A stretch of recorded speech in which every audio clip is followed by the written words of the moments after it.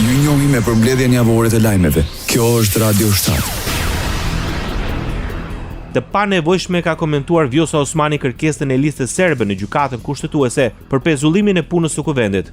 Ka pas vonesa të jashtëzakonshme në krijimin e institucioneve dhe besoj që kjo është edhe një tentim tjetër për vonesa, të cilat siç e dini e kanë dëmtuar interesin e Kosovës. Janë bërë shumë muaj pa qeveri e cila do të kishte mandat të plot kushtetues. Pas interesimit të gazetarëve, presidenti Osmani tha se vonesa e krijuar nga lista serbe po dëmton interesat jo vetëm të Kosovës si shtet, por të gjithë qytetarëve, përfshirë edhe serbët.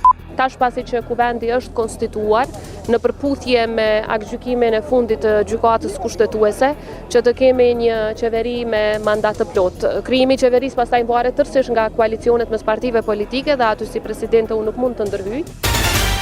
Kryeministri i detyrë i Kosovës Albin Kurti ka dyshime nëse do të jetë në gjendje të formojë qeverinë e re deri ditën e diel kur është afati i fundit për propozimin e saj. Pas interesimit të gazetarëve, Albin Kurti pranoi se bisedimet janë të vështira.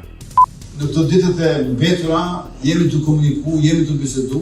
Nuk është kollaj se është intoksiku atmosfera shumë, ka shumë xhelozie inatës nisën, shumë se ide punë pasën. Alternativë sipas tij vijojnë të mbeten zgjedhjet e parakohshme. Do të përpiqemi që ta bëjmë qeverinë përndryshe siç po duket alternativa do të shkojmë zgjedhje.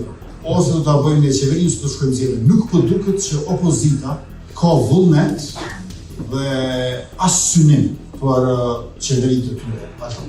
Merret kryetari i Lëvizjeve Vendosje zhvilloi një takim me Mërgatën ku zbuloi ofertën bërnismës për bashkëqeverisje. Ai tha se kësaj partie ka qenë i gatshëm të jap 4 pozitat e larta, edhe pse ka vetëm 3 deputet. Kryeministri i detyrë i Kosovës Albin Kurti aktualisht gjendet në Britaninë e Madhe për të marrë pjesë në samitin e procesit Berlinit.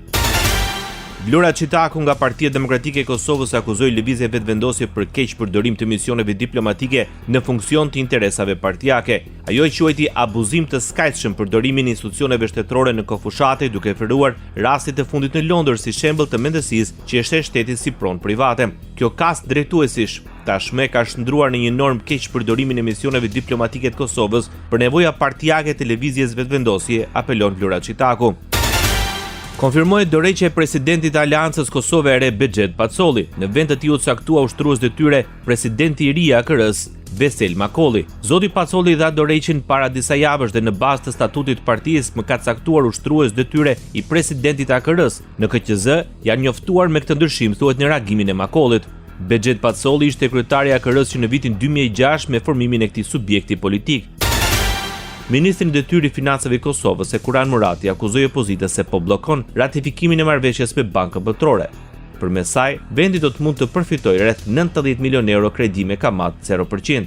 E njëjta opozitë sot ankohet pse Kosova ende nuk po përfiton nga plani i rritjes me Bashkimin Evropian, financim ky, i cili është kryesisht kredi me interes nga 3 në 4%, apelon ministri i financave i Kosovës. Sipas Muratit, vonesa në përfitimin e fondeve nga BE vjen si pasojë drejt për drejt e bllokadës që opozita i ka bërë kuvendit. Aktualitet. Presidenti i Kosovës Vjosa Osmani bën thirrje që kujdesi për shëndetin e qytetarëve të kthehet në prioritet kombëtar. Në manifestimin tradicional, zbulimi i hershëm mbi jetesë, Vjosa Osmani apeloi që ta kthejmë dashurinë dhe solidaritetin në fuqi që shpëtojnë jetë. Nuk është frika ajo që shpëton jetën, por kontrolli mund të shpëtojë jetën kur ai ndodh herët. E di që kjo rrugë nuk është e lehtë. Kjo sëmundje kërkon guxim, kërkon përballje, kërkon përkrahje nga të gjithë që i kemi përreth dhe kërkon shumë dashuri. Ndërsa nuk munguan dhe thirrjet për diagnostikim të hershëm kundër kancerit të gjirit si një mundësi për të shpëtuar jetë. Sot më shumë se kur duhet ta riteksojmë rëndësinë e diagnostifikimit të hershëm.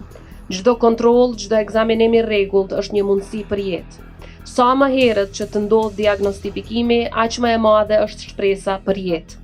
Kjo është arsyeja pse sërish dua të inkurajoj secilën grua që mos të ketë frikë nga kontrolli.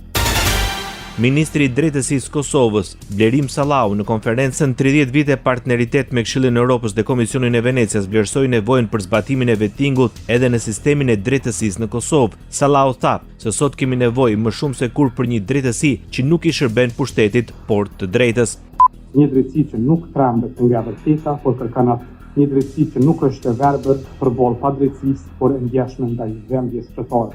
Le të mos harrojmë se vettingu nuk është fundi, është vetëm fillimi, është dera që hapet për një sistem të ri, më të ndershëm, më të përgjithshëm. Dhe kjo derë duhet të mbrohet nga gjithë ne me kurajo, me vigjilencë dhe me përkushtim.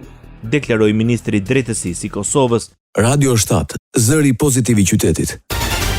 Kryeministri Albin Kurti premton bashkëpunim me Britaninë e Madhe për pranimin e refugjatëve. Kosova bëhet vendi i parë që pranon publikisht se po shqyrton mundësinë e ndërtimit të qendrave për kthimin e azilkërkuesve të refuzuar nga Britania.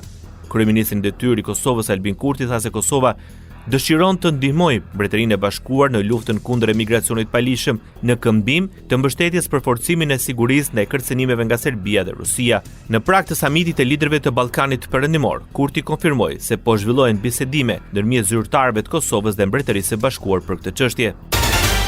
Britania e Madhe u bë thirrje vendeve anëtare të Kombeve të Bashkuara të njohin Kosovën si shtet pavarur. Apeli përfaqësuese së Britanisë së Madhe, Jennifer McNaught, erdhi gjatë seancës së Këshillit të Sigurimit të Kombeve të Bashkuara ku diskutua raporti i sekretarit përgjithshëm të OKB-s Antonio Guterres për Kosovën. The United Kingdom remains a steadfast supporter of Kosovo's democratic development and Euro-Atlantic path. As the first country to recognise Kosovo's independence, we call upon those member states who have not yet done so to join the majority. Recognition is essential for long-term stability and for unlocking Kosovo's full potential. Britania mbetet përkrahase pa lëkundur të zhvillimit demokratik të Kosovës dhe shtegut të saj euro-atlantik, si ndër vendet e para që ka njohur pavarësinë e Kosovës, u bëjmë thirrje shteteve anëtare që ende nuk e kanë bërë këtë, t'i bashkohen shumicës. Njohja është thelbësore për stabilitet afatgjatë dhe për zhbllokimin e potencialit të plot Kosovës, deklaroi McNaughton. Krahasaj, Britania e bëri thirrje Serbisë të bashkëpunojë për të kurrjen e tensioneve dhe të sigurojë përgjegjësinë penale të autorëve të sulmit të Banjsk, përfshir Mila Radojicin. The United Kingdom reiterates our call on Serbia to play its part in reducing tensions and bringing those responsible to justice, including Milan Radojicic. Në deklaratë u theksuar rëndësia e zbatimit të marrëveshjeve ekzistuese përfshir forcimin e asociacionit të komunave me shumicë serbe, që u cilësua si element thelbësor për ndërtimin e besimit dhe sigurimin e stabilitetit afatgjatë. Përfaqësuesi i Shteteve të Bashkuara të Amerikës në Këshillin e Sigurimit të Organizatës së Kombeve të Bashkuara, Jeff Bartos, përsëriti kërkesën për përfundimin e misionit të UNMIK-ut. Ai tha se është koha që misioni të tërhiqet dhe funksionet të transferohen. There is no security crisis in Kosovo, and UNMIK no longer has a role in the governance of Kosovo. Nuk ka krizë sigurie në Kosovë dhe UNMIK-u nuk ka më rol në qeverisjen e Kosovës. Koha ka ardhur që të tërhiqet misioni. Zoti Shin, i çmojmë përpjekjet e UNMIK-ut për dialog, por UNMIK-u është mision paqëruetës pa paqëruetës. Është koha të fillojë puna e transferimit të funksioneve nga UNMIK në agjenci më të përshtatshme. The important work of transferring those functions away from UNMIK to the agencies better suited for the task. Deklaroi Jeff Bartos. Përfaqësuesi i Shteteve të Bashkuara të Amerikës i bëri thirrje Kosovës dhe Serbisë të përmbahen nga masat përshkallëzuese dhe të ndërtojnë paqen dhe stabilitetin me njohjen si qëllim përfundimtar. Ministri e Jashtme e Kosovës Donika Gërvalla në fjalimin e saj përpara Këshillit të Sigurimit të OKB-s akuzoi Serbinë se paraqit një kërcënim real për rajonin. Sipas saj, përdorimi i vazhdueshëm i fjalës Kosovë dhe metoi tregon për pretendime territoriale të fqinjit të saj. We see the systematic spread of propaganda preparing a military aggression against our country. Across Serbia, you can see huge graffiti, big murals like this one, where it is written when the army returns to Kosovo. Ne shohim çdo ditë propagandën e pamëshirshme të mediave të kontrolluar nga Vučić, e cila përhap urrejtje në mënyrë sistematike duke helmuar shoqërinë serbe, dhe shohim përhapjen e qëllimshme të propagandës që përgatit një agresion ushtarak kundër vendit tonë. Nëpër Serbi mund të shihen grafite dhe murale të mëdha që përçojnë këtë mesazh, apeloi Donika Gërvalla. Ministri i Jashtëm i Serbisë Marko Đurić në fjalimin e tij para Këshillit të Sigurimit të Organizatës së Kombeve të Bashkuara shpreh shqetësimin për të drejtat e serbëve në Kosovë. Sipas shefit të diplomacisë në Beograd, të mohosh njerëzve të drejtat e tyre themelore do të thotë të sfidosh vetë njerëzimin e tyre. To deny people their human rights is to challenge their very humanity. These words echo with painful clarity today as we speak about Kosovo and Metohia, where the fundamental rights of Serbs are not merely being ignored, they are being systemically eroded, piece by piece.